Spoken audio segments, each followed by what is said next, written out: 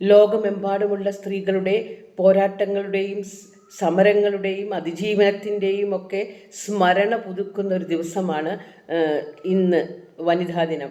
വെറുമൊരു ആഘോഷത്തിനപ്പുറം സ്ത്രീകളുടെ അവകാശങ്ങളെക്കുറിച്ചും അവർ സമൂഹത്തിൽ വഹിക്കുന്ന പങ്കിനെക്കുറിച്ചുമൊക്കെ ചിന്തിക്കാൻ വേണ്ടിയുള്ളൊരു ദിവസം കൂടിയാണ് ഈ വനിതാ ദിനം എന്ന് പറയുന്നത്. അവകാശങ്ങൾക്കും സമത്വത്തിനും വേണ്ടി സ്ത്രീകൾ നടത്തിയ സുദീർഘമായ പോരാട്ടത്തിൻ്റെ ഫലമാണ് ഈ ദിനം. നമ്മുടെ ഭരണഘടന ലിംഗസമത്വം, തുല്യാവകാശമൊക്കെ ഉറപ്പ് തന്നിട്ടുണ്ട്.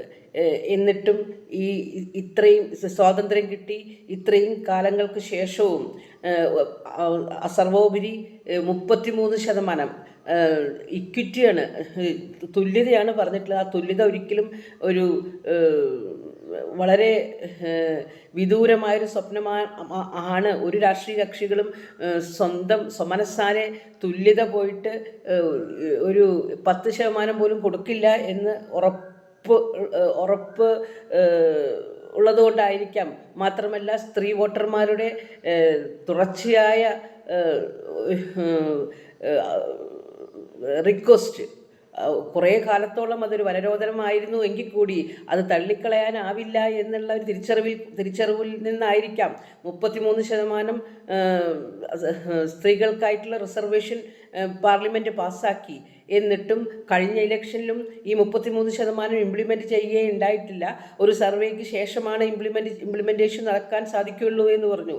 ഇന്ന് അസംബ്ലി ഇലക്ഷൻ നടക്കാൻ പോവുകയാണ്. ഇവിടെയും 33% റിസർവേഷൻ സ്വമനസ്സാലെ ഏത് രാഷ്ട്രീയ കക്ഷി സ്ത്രീകൾക്ക് കൊടുക്കും എന്നുള്ളത് കണ്ടറിയണം.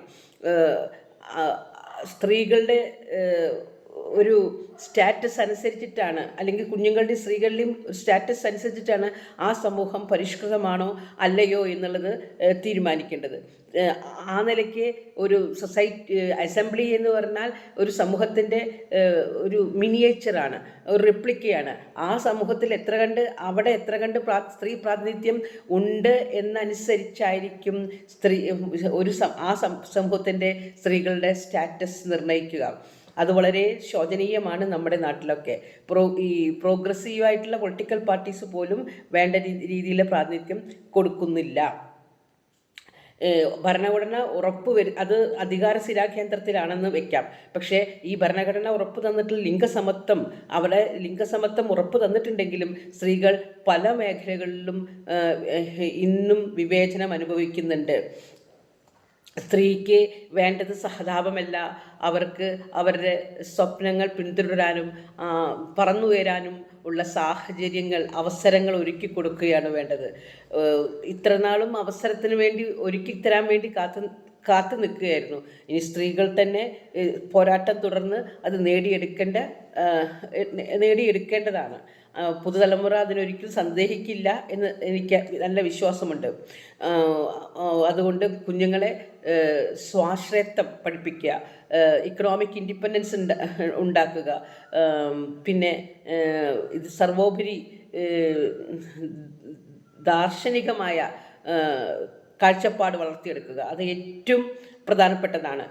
ഇക്കണോമിക് ഇൻഡിപെൻഡൻസും പ്രോഗ്രസ് എന്ന് പറയുന്നത് വികസനവും എക്കണോമിക് ഇൻഡിപെൻഡൻസും മാത്രമാണ് ഇപ്പോൾ കണക്കാക്കുന്നത്. അതല്ല, ദാർശനികമായ പുരോഗമനം വളരെ അത്യാവശ്യമാണ്, അത്യന്താപേക്ഷിതമാണ്. ഒരു പുരുഷനെ പഠിപ്പിക്കുക എന്ന് പറയുകയാണെങ്കിൽ ഒരു വ്യക്തിയെ എഡ്യൂക്കേറ്റ് ചെയ്യുക എന്നത് മാത്രമാണ്. പക്ഷേ ഒരു സ്ത്രീയെ പഠിപ്പിക്കുക എന്ന് പറയുമെങ്കിൽ ഒരു കുടുംബത്തെ മുഴുവൻ എഡ്യൂക്കേറ്റ് ചെയ്യുക എന്നതാണ്. അത് തന്നെയായിരിക്കും ഇത് മൈക്രോ ലെവലാണെങ്കിൽ ഒരു സ്ത്രീ പ്രാതിനിധ്യം അസംബ്ലിയിലും അധികാര സ്ഥിരാകേന്ദ്രങ്ങളിലും കൊടുക്കുക എന്ന് വെച്ചാൽ ഒരു ലോകത്തെ തന്നെ നന്നാക്കുക എന്നതാണ്. കാരണം സ്ത്രീയുടെ ഉള്ളിൽ അമ്മ എന്ന മാതൃത്വമുണ്ട്, സ്നേഹമുണ്ട്.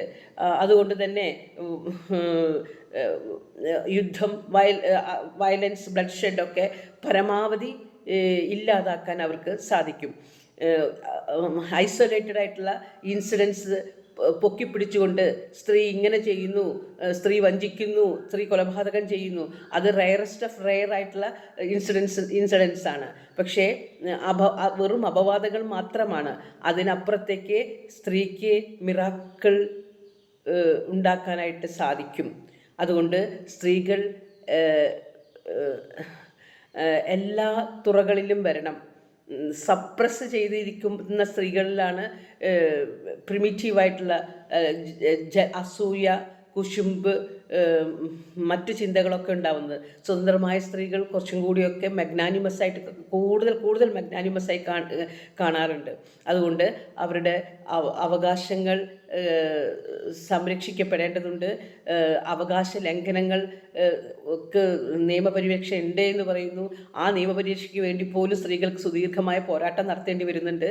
അത് ഈ പിതൃത്വാധിപത്യ സമൂഹത്തിലെ സ്ത്രീകൾ ഒരുപാട് അടിച്ചമർത്തപ്പെടുന്നുണ്ട്. ഇപ്പോഴും ലിംഗവിവേചനം നടക്കുന്നുണ്ട് ഇപ്പോഴും എന്നുള്ളതൊക്കെ 100% ശരിയാണ്. ആ അവസ്ഥയിൽ നിന്ന് ലിംഗസമത്വമില്ലാത്ത ഒരു സമൂഹത്തിനായി നമുക്ക് യത്നിക്കാം, നമുക്ക് പ്രാർത്ഥിക്കാം. നന്ദി, നമസ്കാരം.